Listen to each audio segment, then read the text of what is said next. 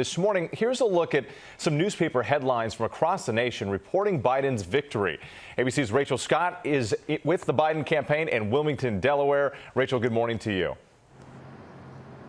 Whit, good morning. This is a seismic shift in American politics, an unprecedented election defined by a pandemic and racial unrest, ending with a promise from Joe Biden to unite the country. His win marking a new chapter in American history and a milestone for women and people of color. Overnight, Joe Biden bounding on stage, declaring victory and assuming the title of President-elect of the United States. The people of this nation have spoken. We've won with the most votes ever cast on a presidential ticket in the history of the nation. 74 million. The hard-fought win coming more than 3 decades after his first bid for the White House. I announce my candidacy for President of the United States of America. I sought this office to restore the soul of America, to rebuild the backbone of this nation, the middle class, and to make America respected around the world again. The 77-year-old reveling in the moment, but also saying on Monday he'll get right to work, announcing his own team of experts to combat the coronavirus. Our work begins with getting COVID under control. I will spare no effort, none, or any commitment to turn around this pandemic. And in reaching out to Americans who did not support him, Biden striking a tone of reconciliation. For all those of you who voted for President Trump, I understand the disappointment tonight. It's time to put away the harsh rhetoric, lower the temperature, see each other again, listen to each other again.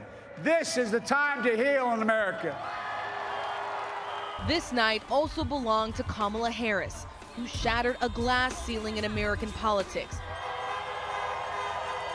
becoming the first woman and the first woman of color to be elected vice president.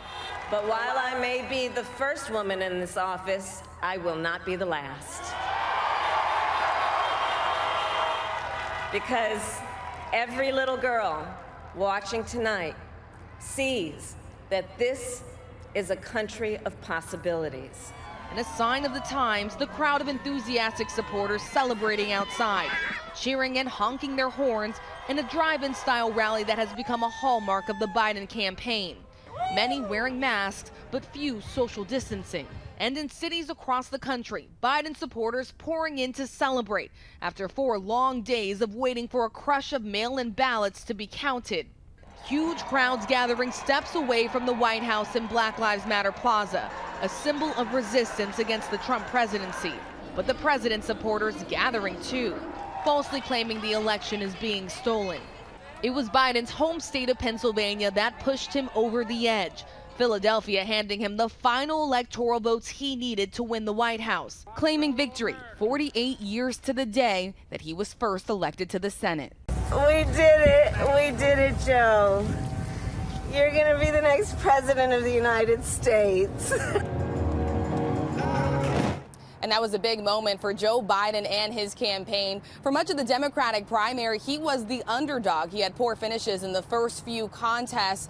But the campaign staffers that I spoke with last night say the celebration is over and now the work begins. And that starts tomorrow with the creation of that new coronavirus task force. Biden will spend the first few months of his administration trying to reverse some of the policies that President Trump put in place. On day 1, he promised to rejoin the World Health Organization and reinstate DACA. Eva? Rachel Scott for us. Thank you so much.